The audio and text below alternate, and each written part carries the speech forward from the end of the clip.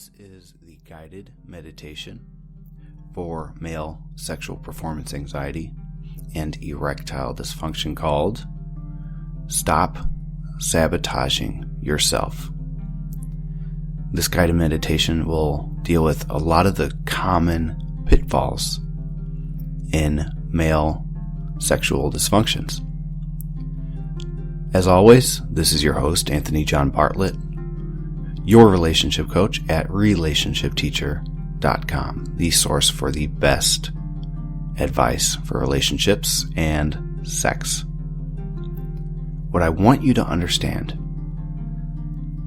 and I want you to understand that I feel it as well, having the experience of performance anxiety, erectile dysfunction, or the other sexual dysfunctions for men can be a time of great upheaval in your life.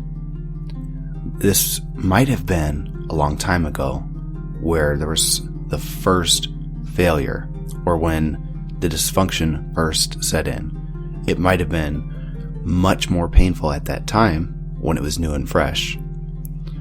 A lot of individuals never fully recover from that, but many do make some moderate progress with some lingering maladaptive effects of the dysfunction. What we want to do here in this guided meditation is get the benefits of the meditation and work on subconsciously programming your mind to look out for all these common pitfalls. We have to look out for what to avoid so that we can address those and actually use the good advice, actually use what is scientifically proven to work from mountains and mountains of evidence. These performance-related issues can really tear a man down to his knees. This is not up for dispute. But what we have to do is take an approach that actually works, it's simple, and we actually can measure the results as we go, day by day. We don't want to prescribe a magic pill, for instance, which is analogous to an all or nothing approach. So what I have to do is set your expectations straight. The very first thing we do when I engage with a new client is work on expectations and understanding that person's individual experience, as every single individual has a unique experience as it pertains to sexual dysfunction. So what I want you to do is prepare to learn a lot, and please prepare to relax for this guided meditation. I want you to do this when you do not have any demands. You don't have any life demands. If you are at home with your family, this is when you ask for some peace and quiet, and you take a break in another room, quiet and relatively dark. We find ourselves in a comfortable position, and it really helps if we remain sitting up. A lot of the time it's more comfortable to lay down, but these guided meditations are often used for individuals to fall asleep as well. It's quite easy to fall asleep to the sound of a voice communicating information for 30 minutes. While it can be beneficial for relaxing, I want you to not use it exclusively for that, because we want to remain awake so that we can subconsciously program your mind. Then, in the future, when you encounter these common pitfalls, you will readily identify them and already have some information and actionable advice to address to them. So even if it was a short time ago, or perhaps you've experienced moderate to severe performance issues for quite some time. And I'm not talking about failing to achieve an erection one time per month or per year. That is completely normal. We can never achieve 100% success to achieve, maintain erection, or even the entire sexual experience. It's going to have ups, it's going to have downs. We're always going to be in that success or failure pattern. But what we really are trying to address here is when it's persistent. We see very common failure, actual objective failure. We don't measure the firmness or hardness of the penis and say, well, I failed. What we're trying to do is address the feeling that performance anxiety elicits. And then when we're talking about erectile dysfunction, we are looking at the failure to achieve and maintain the erection. What also accompanies these sexual dysfunctions is premature or delayed ejaculation. So if there's experience of either of those as well, routinely, not in an odd instance, then you're in the right place. And remember, you must visit me at relationshipteacher.com. Now prepare as we begin the guided meditation to address the common pitfalls so you stop the self-sabotaging. If you have not already, what I want you to do is go ahead and close your eyes. I want you to make sure that you're in that comfortable sitting or lying position.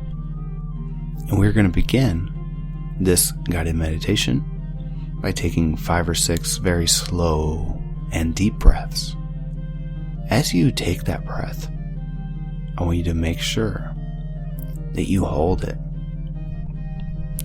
Take it slowly in, hold it, and breathe out nice and slow. Sometimes it helps to breathe out through your nose on the way in and breathe out through your mouth on the way out. This helps slow your breathing down and greatly helps relaxing. As you take these breaths, I want you to remember to fill your stomach with your breath. I want you to use your diaphragm, not your chest, to elicit further relaxation. I want you to say, ah, in your mind as you relax. And beyond softening your muscles, I want you to imagine softening your mind.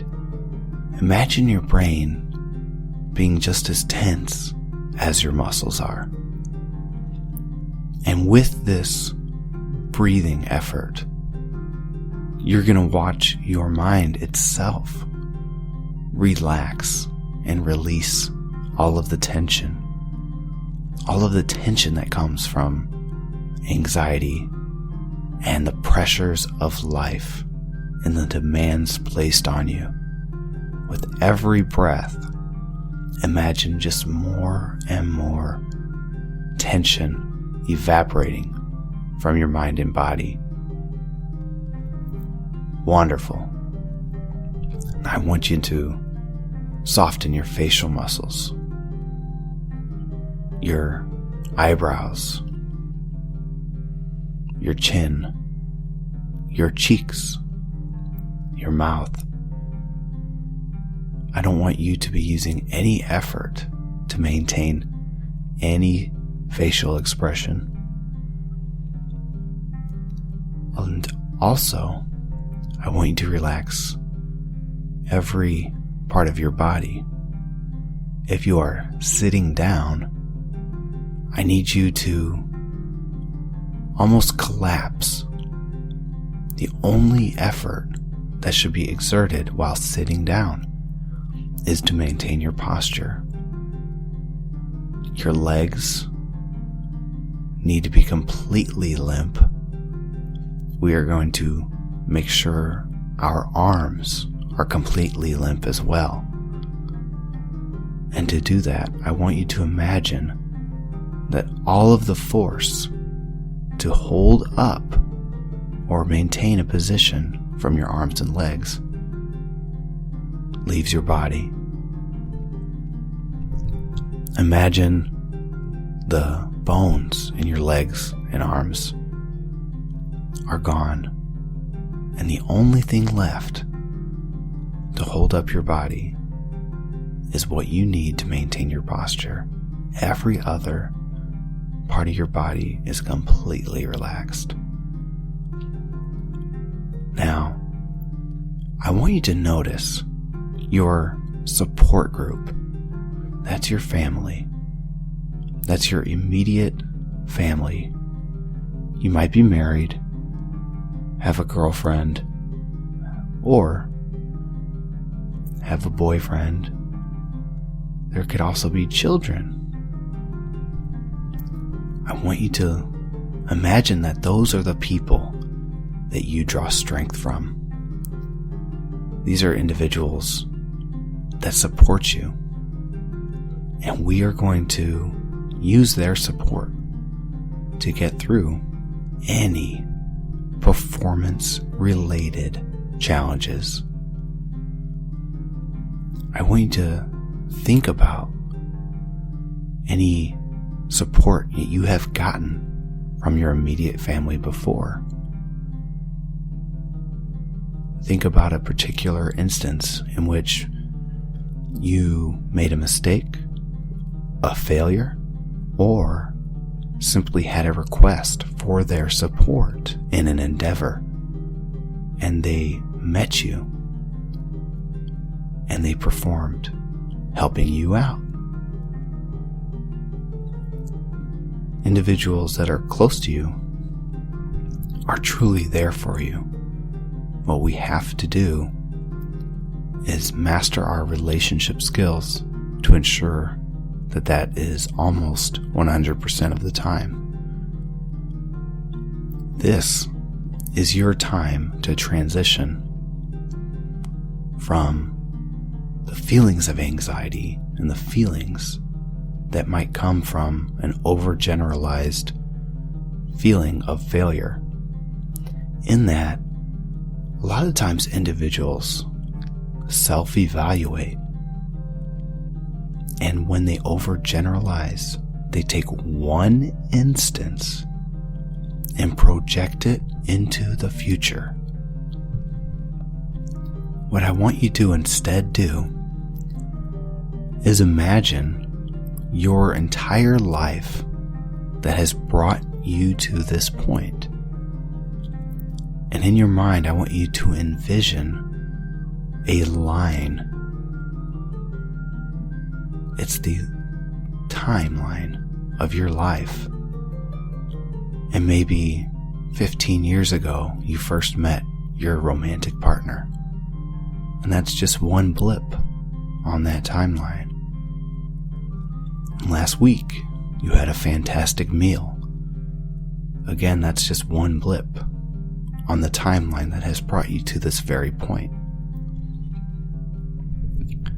Now, I want you to look at the instances of when you've failed, but I also want you to look at all of the instances that you have succeeded in the bedroom. It's very often that an individual has perhaps decades of success in the bedroom only to be crippled by one instance of failure. Sometimes these instances of failure come and go as well.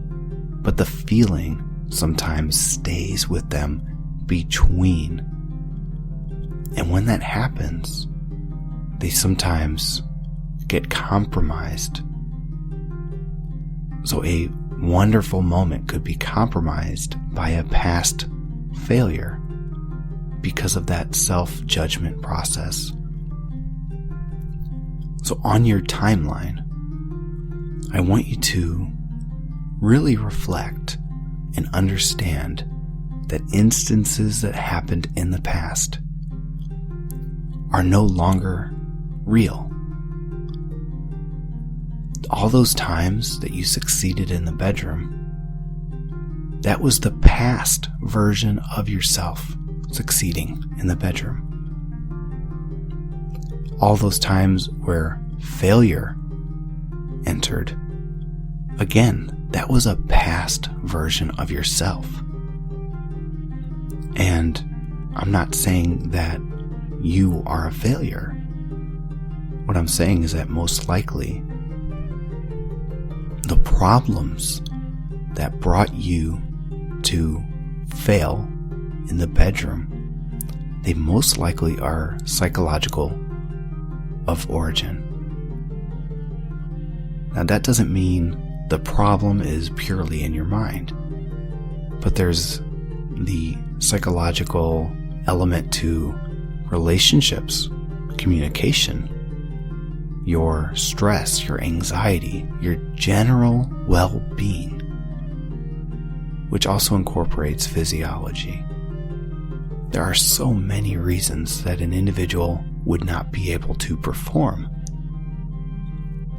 So when you failed in the past, I want you to realize that science has many explanations for why that happened, and why that has nothing to do with who you are.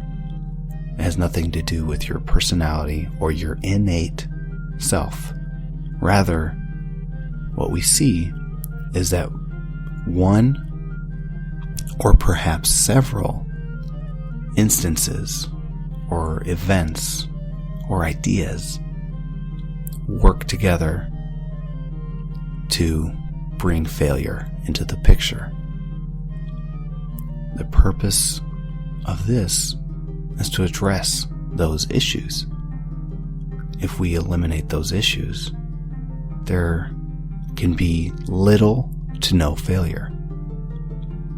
Remember, there's always going to be some failure by every single person.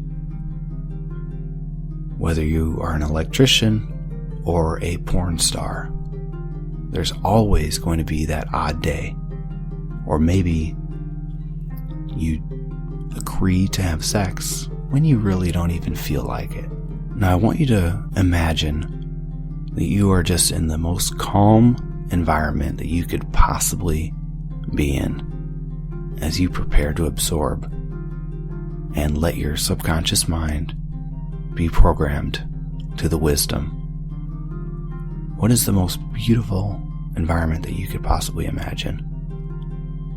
Perhaps it's sitting next to a river or a creek or overlooking the ocean, down from a massive cliff, watching the waves roll in as the sun slowly sets off in the distance. What is the feeling as the wind slowly brushes over your body, your skin, as the fading warmth of the sun slowly dissolves? What is that most beautiful environment to you? I'm going to talk about a number of typical downfalls and just general understanding regarding male sexual function. The number one factor that I'm going to address is aging. Because as we age, the psychological component of the male erection is no longer as strong.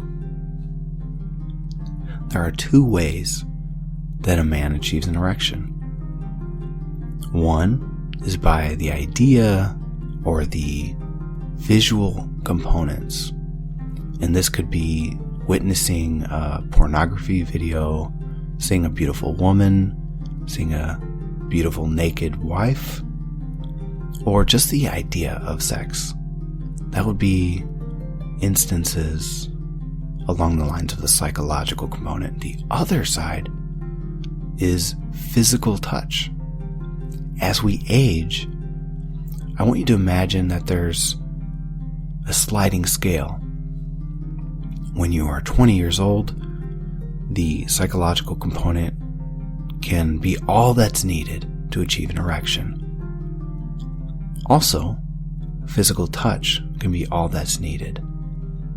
As we age, it's more and more going to be normal that the requirement is to engage in the physical aspect of achieving an erection. Now, this doesn't necessarily mean masturbation. All we're discussing is physical touch, and that can be physical touch all around the body. And this is why there's so many pitfalls to sexual dysfunction, because if there's a relationship failure, how are we going to engage in proper arousal?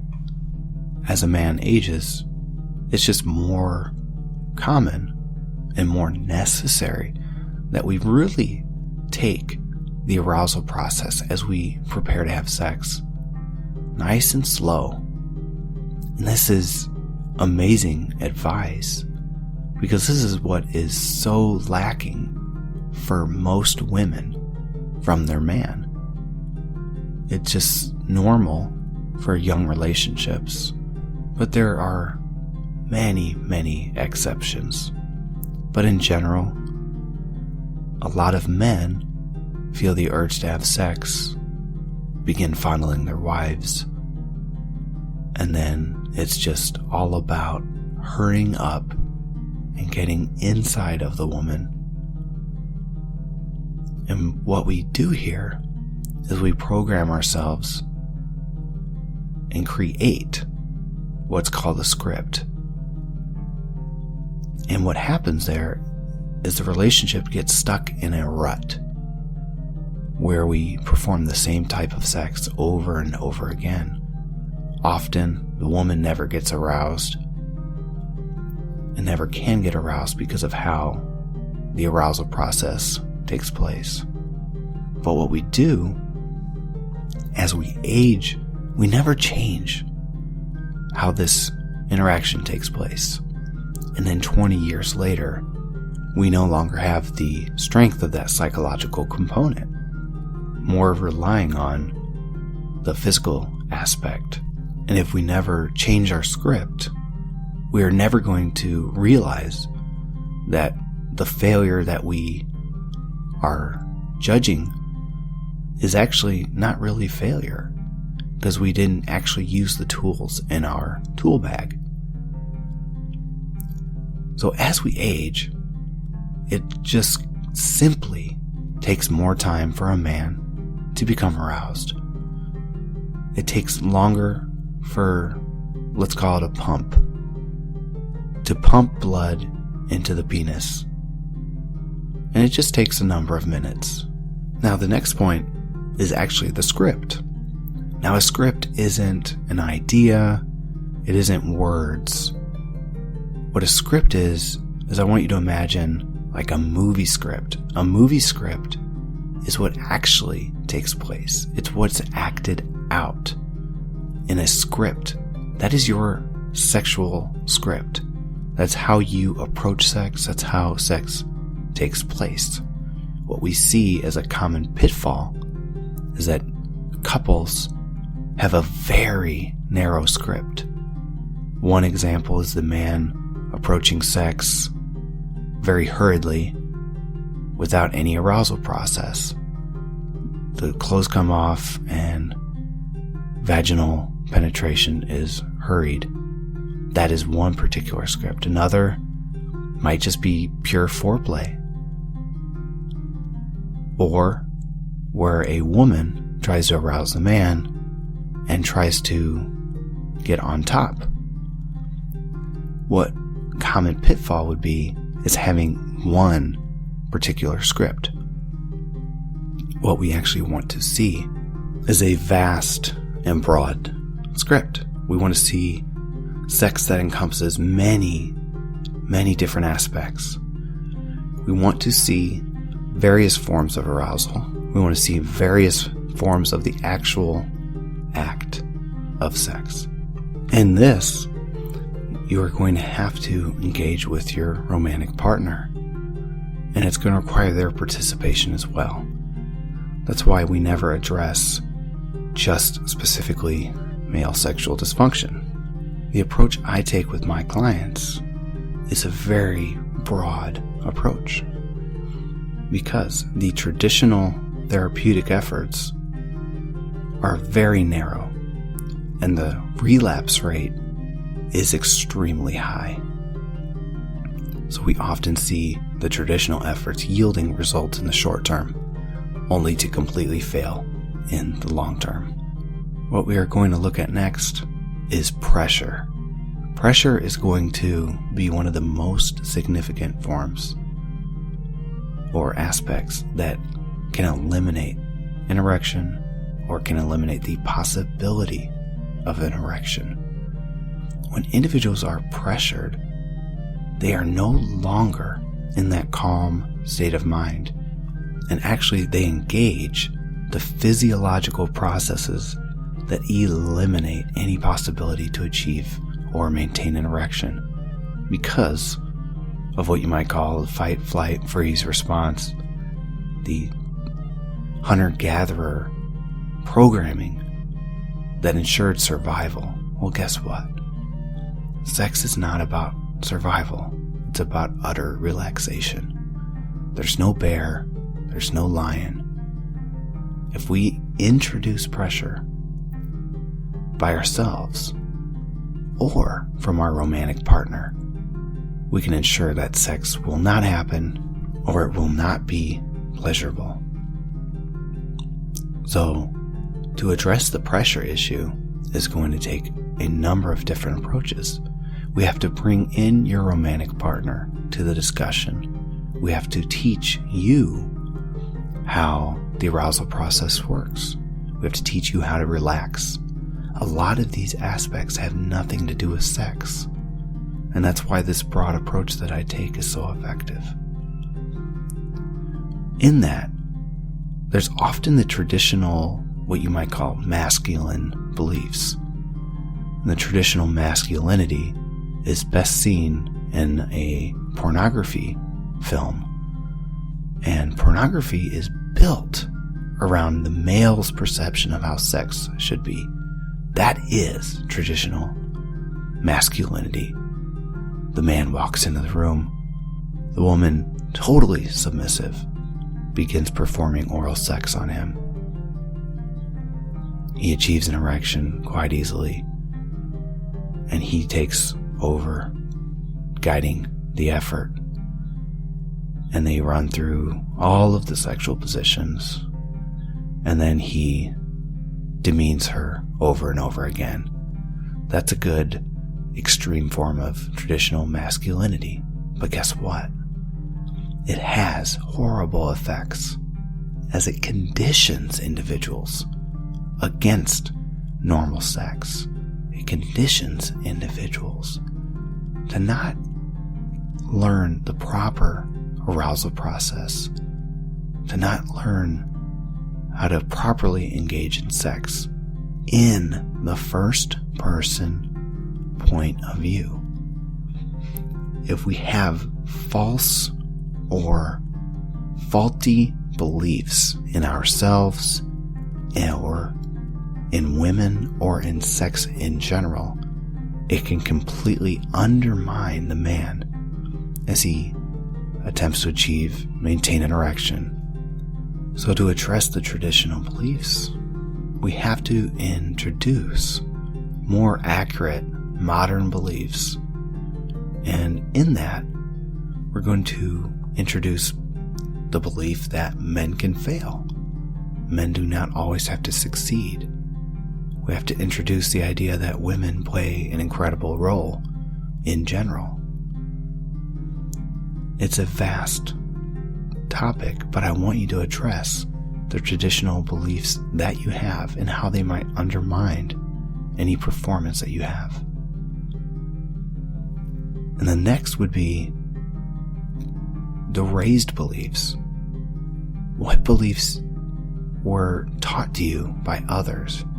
What beliefs did you have from sexual education, maybe from your church, or perhaps from other men?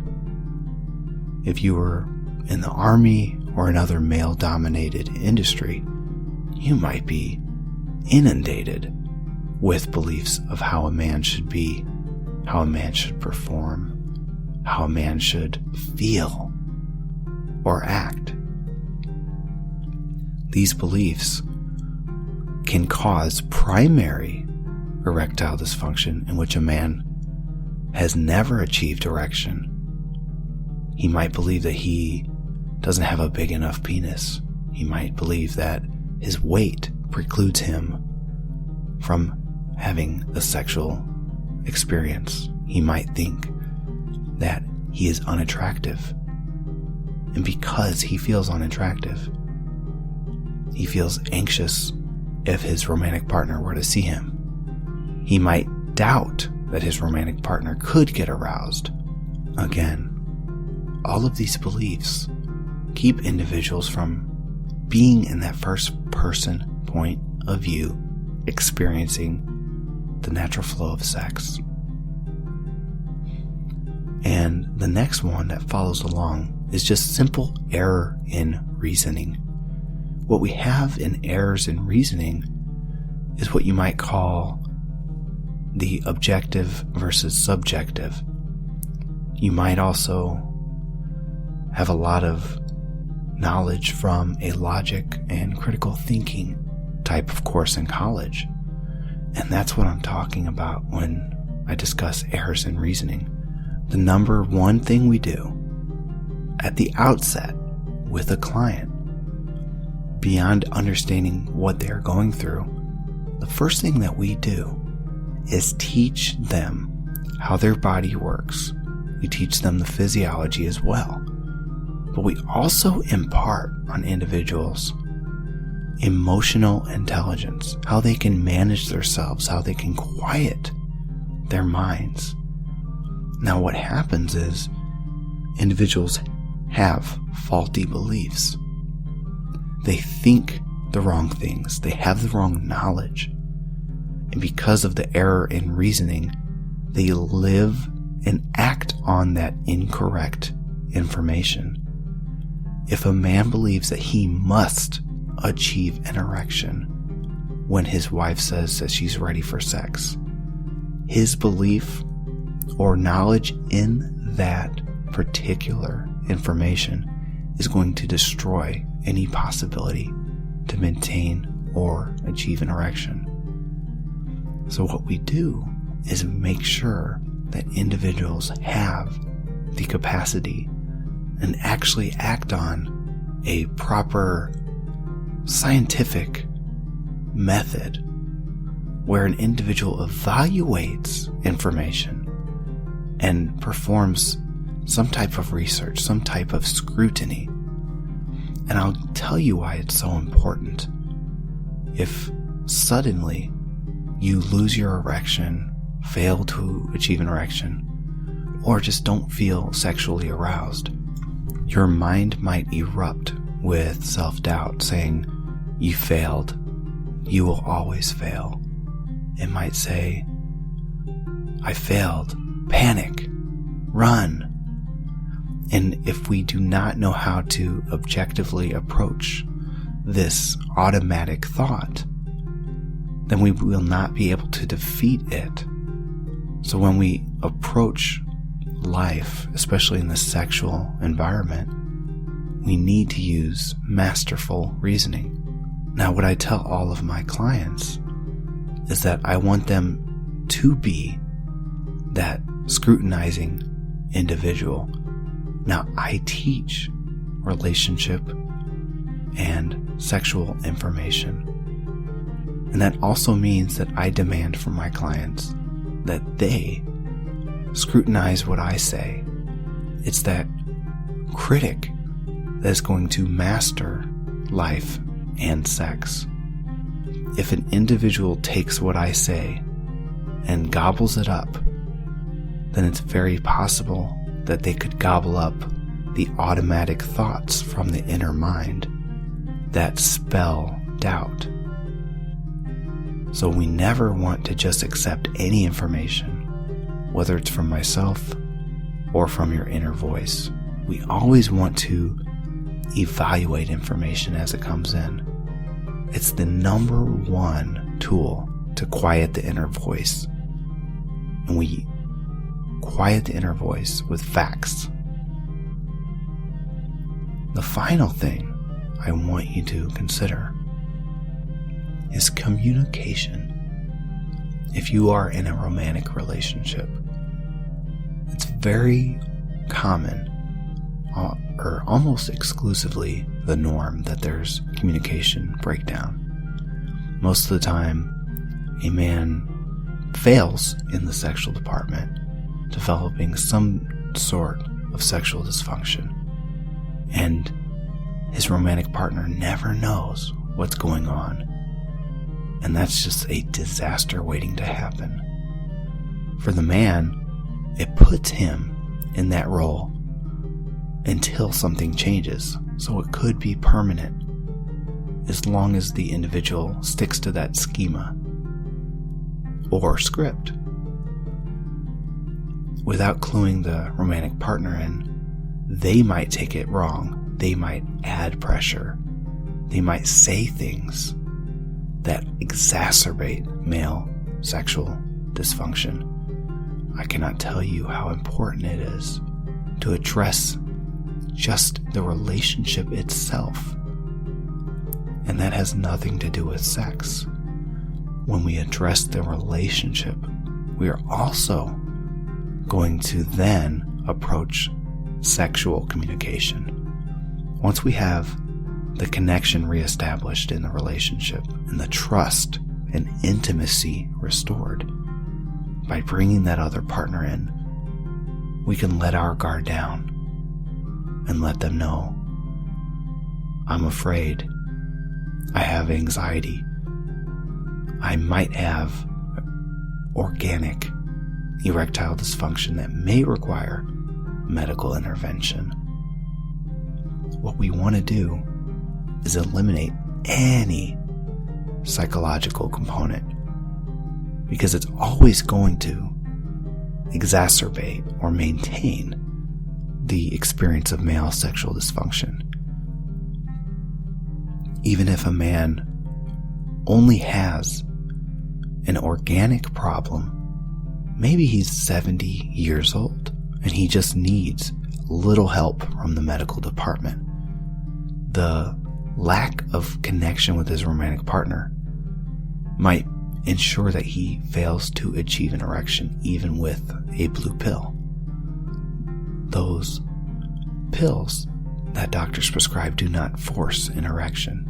That psychological component still has to be addressed. Now, those are all of the main pitfalls: aging, pressure, narrow scripts, traditional masculine beliefs, relational communication breakdown, the beliefs that individuals were raised on, and error in reasoning. Now, I want you to rejoice and understand that there is so much that can be done to address male sexual dysfunction. This is not the end, but only the beginning of a well thought out approach to eliminate the feeling of sexual dysfunction. What I want you to finally understand is that you have the power to address a lot of this on your own. And you do not need to yield to so-called experts, because it's you that has to live in between sessions. My clients, for instance, have to be able to operate on their own between emails, phone calls, or in-person visits. And that's a critical aspect. It's not just sex that we have to address regarding male sexual dysfunction. We have to address general life and relationship principles. We address it from a number of angles, and we eliminate all of these pitfalls. And if we eliminate all of these non-sexual pitfalls, sex could actually heal completely on its own. So it's not uncommon that an individual has performance anxiety, but it's completely eliminated by addressing emotional intelligence, mindfulness, communication principles, general relationship issues. Or, as I said, errors in reasoning. That's something that someone can learn by taking a logic and critical thinking course, or watching YouTube videos or reading a book on how to apply critical thinking and reasoning. Again, the facts are on our side, and that's something we should rejoice for. We have incredible advances in understanding of the physiology and psychology regarding sex, which means the facts are on our side, and if we use the facts, we can eliminate and destroy any pitfalls, and we can almost perfectly perform in bed. Now, remember, I said almost perfectly. There will be times of failure, and guess what? It's normal. It's okay. There's always another day. Now, I want you to begin feeling your body again as you listen to my voice. I told you to go completely limp, but I want you to imagine all of those rigid structures re-entering your body. But what I do not want you to do is absorb the tension again. The tension that you expelled in the breathing exercise. I want you to remain vigilant and fighting. So I want you to reabsorb the rigidity in your bones and muscles without any tension, any stress, any anxiety. As you come back to full consciousness. Wonderful. I want you to remember performance-related issues along the male sexual dysfunction line are readily addressable. The traditional approach can work, but what we really want to do is ensure long-term results. That should be the main focus of any individual concerned with male sexual dysfunction, whether that's premature or delayed ejaculation, erectile issues, anxiety, etc. Remember, how we tackle male sexual dysfunction, a lot of times the individual components of how we treat or deal with sexual dysfunction have little to do with sex. If we build a framework within yourself, then you can handle this problem on your own. Because in the future and in between any dialogue with myself, you have to live yourself. You have to master and live your own life. So I want you to look at those 7 common pitfalls: the aging pressure, narrow script, traditional and raised beliefs, communication in your relationships, but also general relationship issues, and the errors in reasoning. the objective analysis and subjective analysis, I want you to realize that a lot of what we call sexual dysfunction stems from non-sexual and non-innate and non-organic sources. When individuals come to the conclusion that they are a failure, or they have this or that disorder, erectile dysfunction, sexual performance anxiety, most likely we're talking about something that's not medically induced. It's most likely going to be psychological of origin, having to do with the life circumstances of the individual, which means we can rejoice because we can address the life circumstances and the sexual component will come back on its own.